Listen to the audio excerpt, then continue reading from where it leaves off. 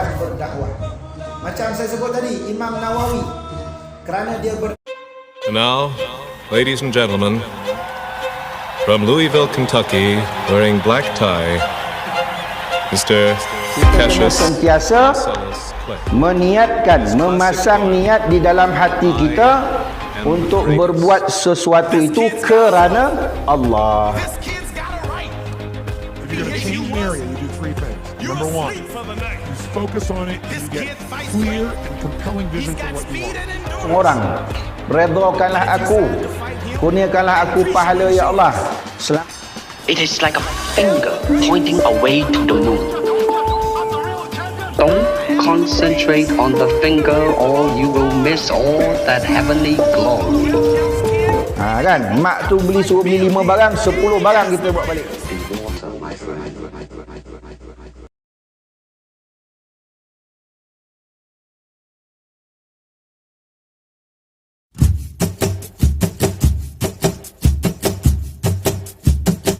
Assalamualaikum warahmatullahi wabarakatuh. Bertemu kembali dalam sesi perkongsian ilmu sihat dengan syariat. Saya Muhammad Khairil Anwar bin Muhammad Wafa, Mudir Ma'had Tahfiz Ad-Dirasah, akan menyambung lagi dalam siri yang ketiga pada hari ini, iaitu berkaitan dengan rahsia pada syahadah, ya. Mana melalui syariat Islam yang pertama, ya, pada rukun Islam itu ialah mengucap, ya, 2 kalimah syahadah, ya. Rahsia pada syahadah kita dah sebut bahawa untuk mencapai syahadah dia ada 2, ya. Satu amalan hati, ya, yang bersifat bunyi, ya, ataupun gema, ya, dan juga bersifat cahaya, ya, cahaya dengan adanya fokus, melalui fokus, dan kemudian melalui lafaz, ya. Lafaz juga datang dalam bentuk bunyi, ya. Jadi sebab itu kita dah sebut dalam kuliah yang lepas bahawa sumber tenaga,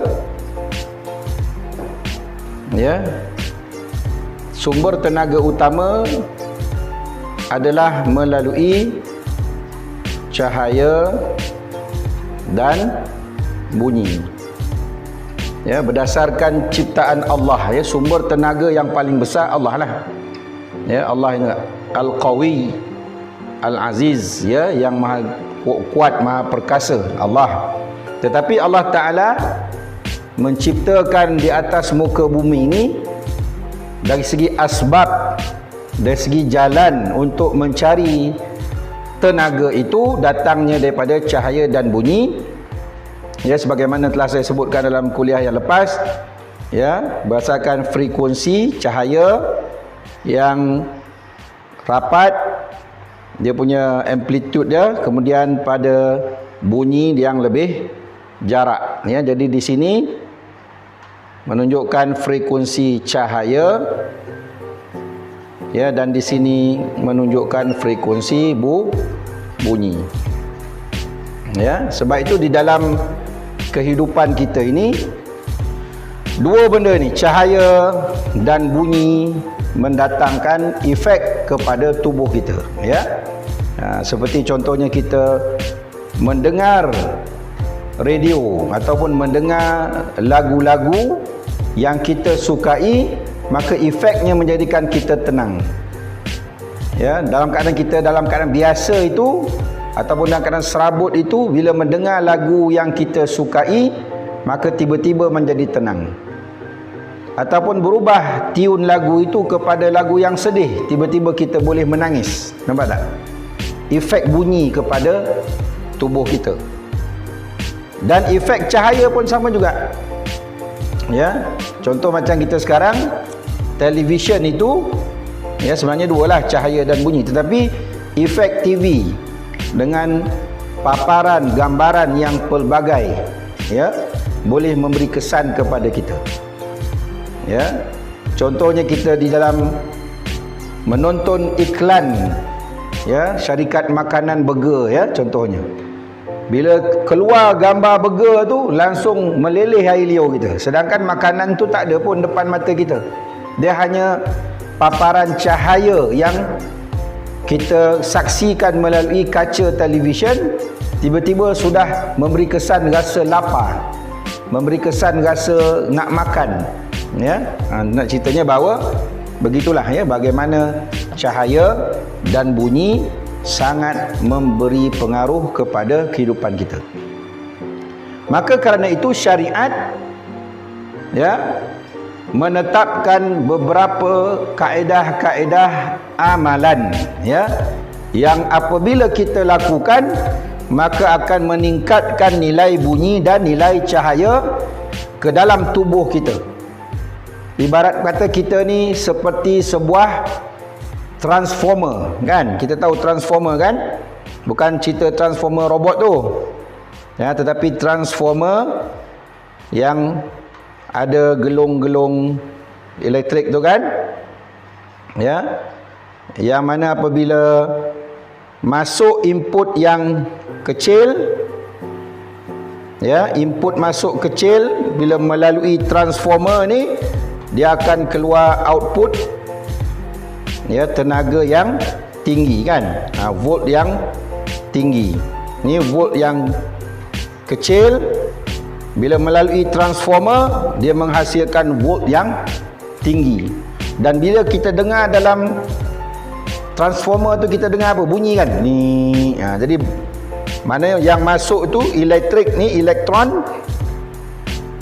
ya, bentuk tenaga yang masuk, bila melalui getaran dan juga gelungan ni, maka akan keluar input yang besar. Nampak tak?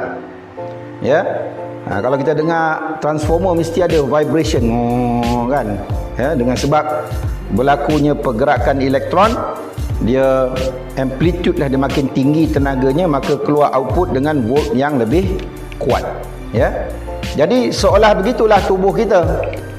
Untuk meningkatkan nilai tenaga kena ada amalan, ya, kena ada unsur cahaya dan bunyi masuk dalam diri kita, masuk, maka akan meningkatlah kekuatan tadi, ya. Jadi apakah amalan itu? Apakah amalan yang bersifat cahaya dan bunyi yang akan meningkatkan nilai tenaga di dalam tubuh kita, ya? Jadi berasaskan kepada syahadah tadi, setelah kita mengakui bahawa tiada Tuhan yang layak disembah melainkan Allah dan Nabi Muhammad itu pesuruh Allah, ya, maka timbullah amalan yang perlu kita lakukan, ya. Jadi apakah amalan itu? Yang pertama ialah niat, ya. Kita kena sentiasa meniatkan, memasang niat di dalam hati kita untuk berbuat sesuatu itu kerana Allah, ya.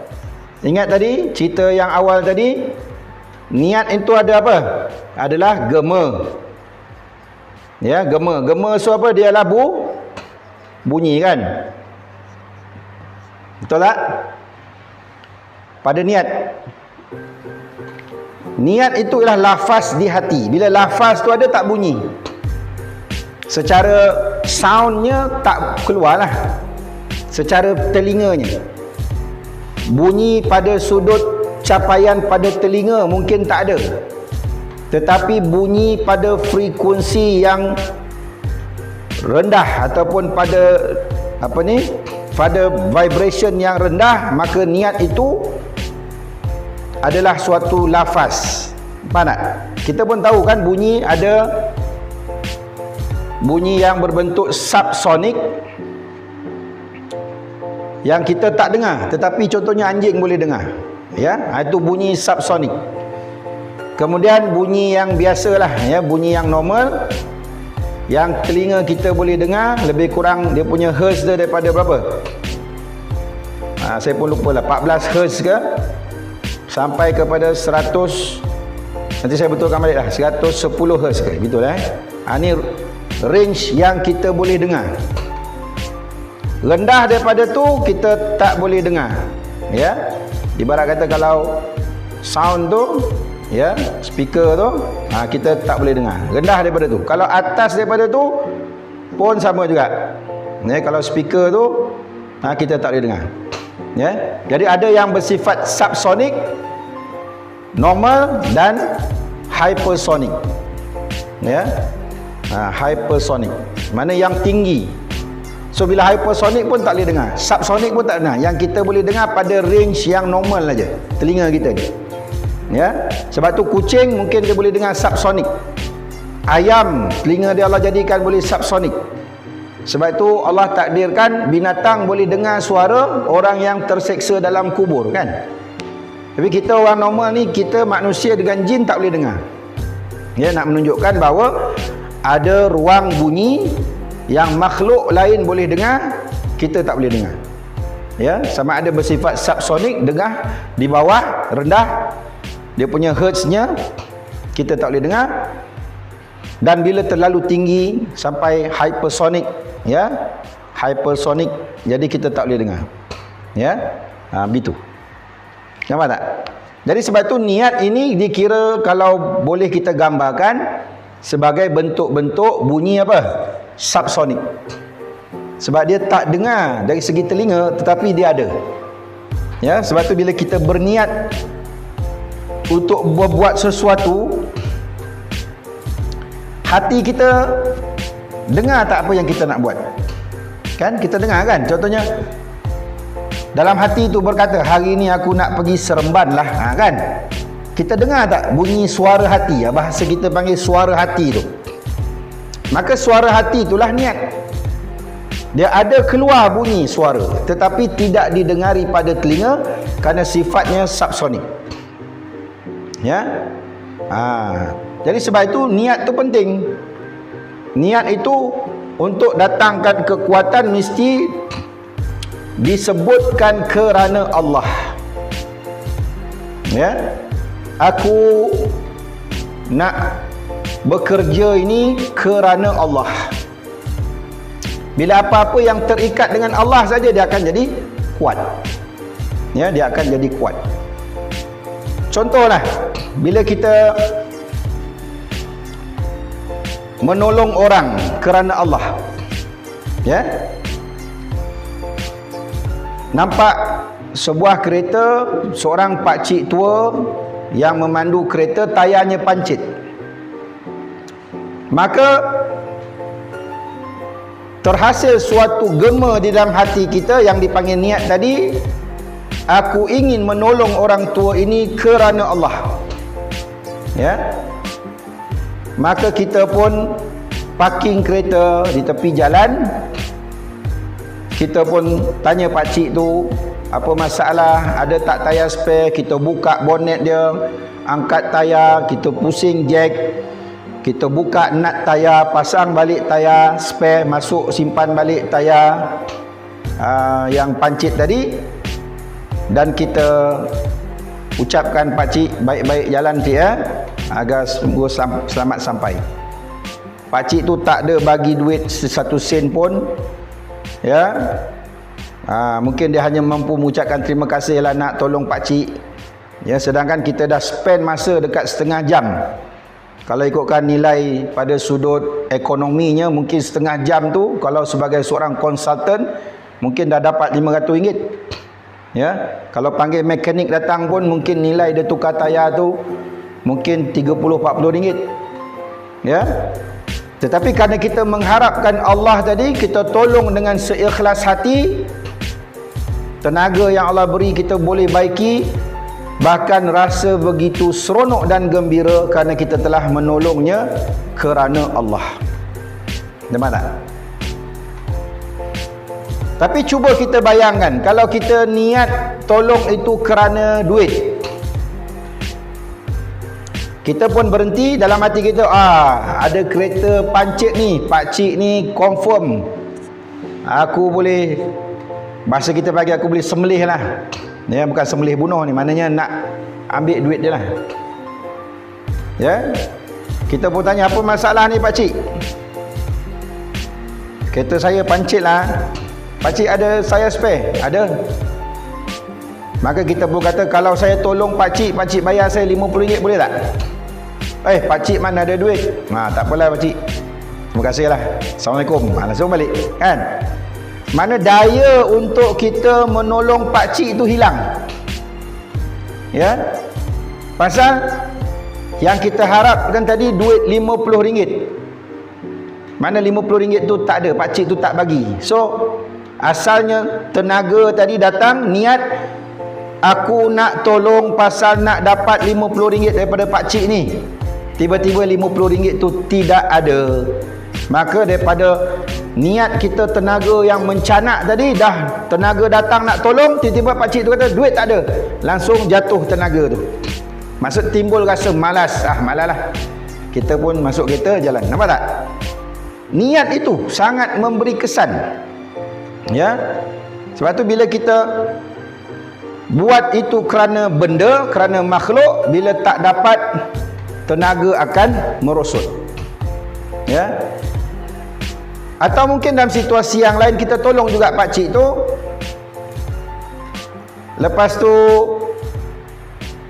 kita kata, pakcik tayar saya dah siap pasang, upah dia RM50 pakcik. Ya. Maka pakcik tu kata, saya tak ada duit. Alah pakcik ni, orang dah tolong dah, takkan tak bagi sikit pun. Ya. Maka RM50 tu tak dapat, kita pun naik kereta dengan long lay. Aduh, tak dapat duit lagi ni. Ya, bawa kereta pun dah malas dah. Aku dah tolong, tak ada bagi sikit pun. Sampai mengomel sampai ke rumah. Sampai tenaga tu hilang. Sampai kata mak nak suruh pergi kedai pun, alamak tak ada mood lah mak. Tadi orang dah tolong orang tu, tua tu tak bagi duit sikit pun.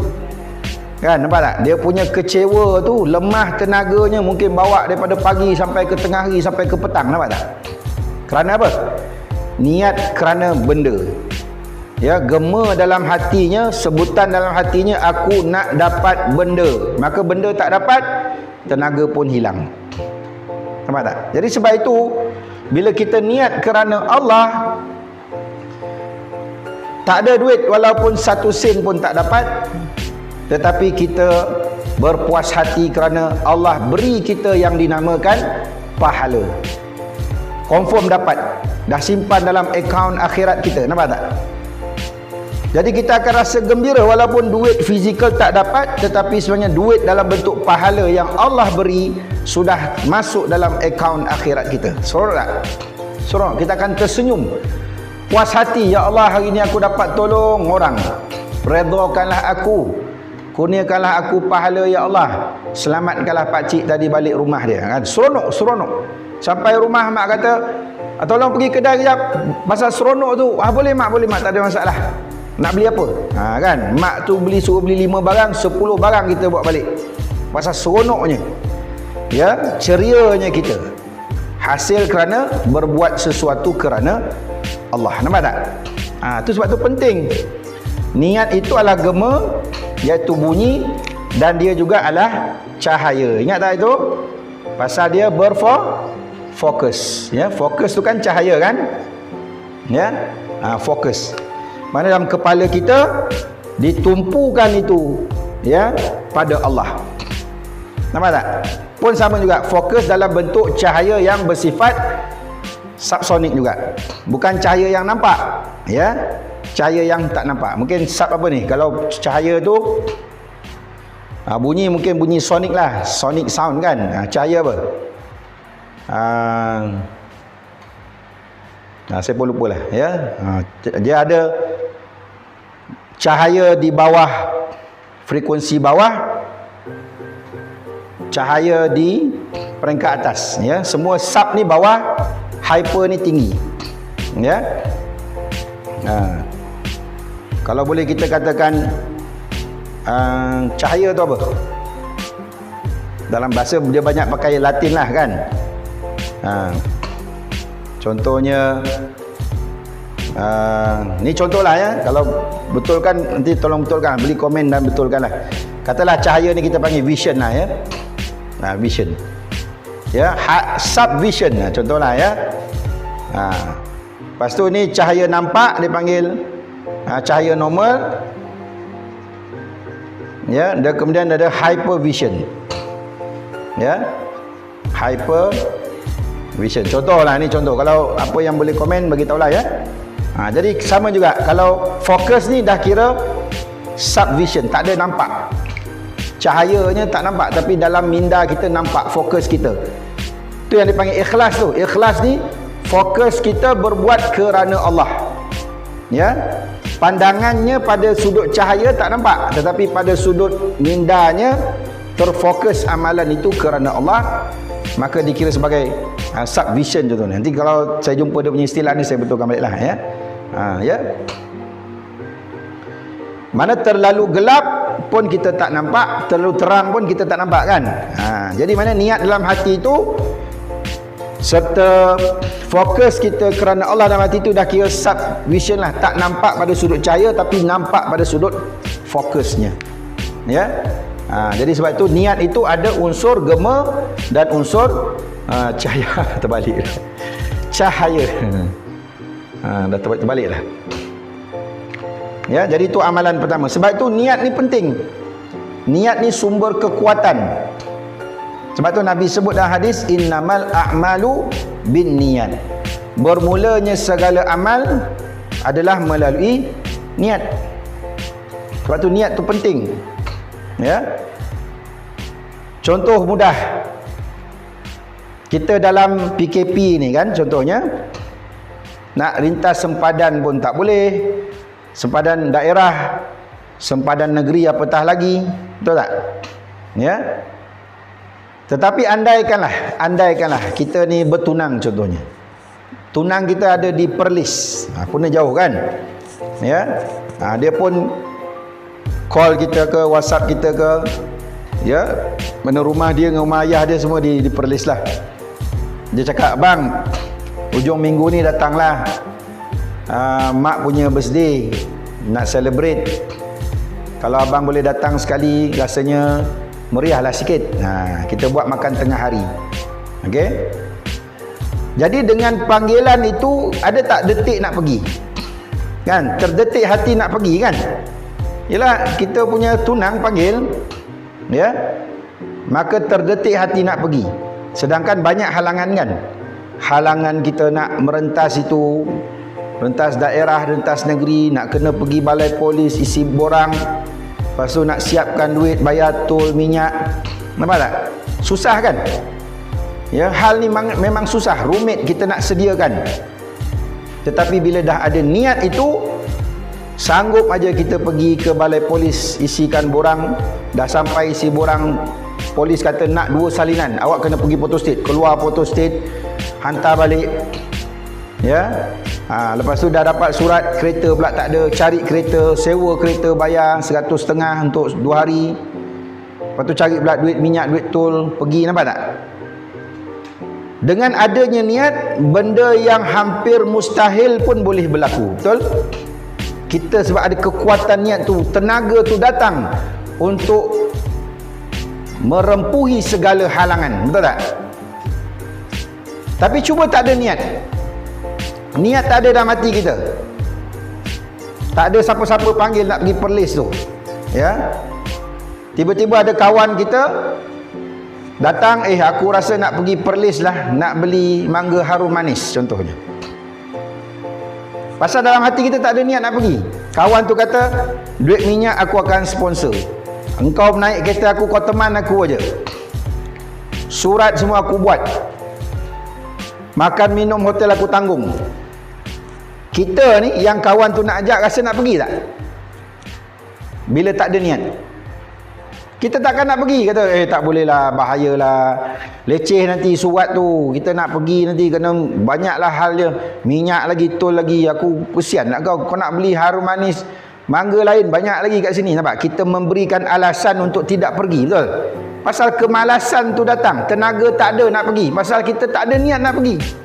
Walaupun orang boleh supply segala, duit, kenderaan, penginapan, tapi pasal niat tak ada, semua tu akan jadi susah. Nampak tak? Sebab tu pentingnya ada niat yang merupakan gema, yang bersifat bunyi, fokus yang bersifat cahaya ada dalam hati, maka datang kekuatan.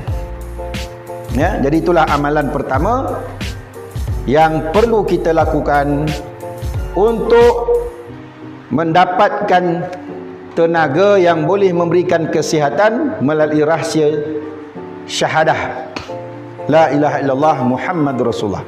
Sebenarnya ada 4 amalan. Jadi hari ini kita masuk amalan pertama dulu tentang niat. Mudah-mudahan dapat kita amalkan. Ya, bagi mereka yang menonton video ini, silalah like, subscribe ya untuk memberi sokongan kepada Mahat Tafiz Ad-Dirasah ini. Ya, dan sebarang komen berkaitan dengan ilmu yang saya bincangkan ini, ya.